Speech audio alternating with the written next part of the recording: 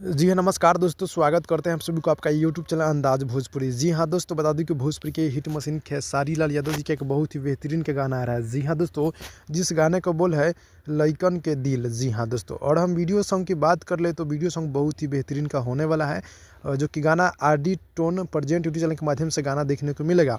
ये गाना कल सुबह देखने को मिल जाएगा आप सबके बीच। जी हाँ दोस्तों, और गाने की बात कर लो वीडियो फिट की तो रानी एक्ट्रेस जी नज़र आने वाली है। खेसारी लाल यादव जी और सिल्फी राजी सॉन्ग को मिलकर पूरा किए हैं और ये गाना बहुत ही जल्द देखने को मिल जाएगा, यानी कल सुबह गाना देखने को मिलेगा। अभिषेक भोजपुरिया जी गीत को लिखे हैं और बहुत ही गजब म्यूजिक डायरेक्टर जय गुरुदेव जी का म्यूजिक है। जी हाँ दोस्तों, तो ये गाना आप सब कुछ कल सुबह देखने को मिल जाएगा, आप लोग तैयार हो जाएगा। जी हाँ दोस्तों, जितने भाई लोग दिख रहे हैं आप लोग मेरे चैनल को सब्सक्राइब कर दीजिएगा, नोटिफिकेशन बेल आइकन को आप लोग ऑल पर कर दीजिएगा। जी हाँ दोस्तों, तो भाई लोग आप लोग को भोजपुरी खबर यहाँ पे मिलते रहेगा, आप लोग चैनल को सब्सक्राइब कर दीजिए। तो दोस्तों, इस गाने को कल सुबह आप लोग सुनिए, फुल वीडियो सॉन्ग बहुत ही बेहतरीन, बहुत ही बवाल का होने वाला है। मिलता है अगले वीडियो में, तब तक के लिए धन्यवाद दोस्तों।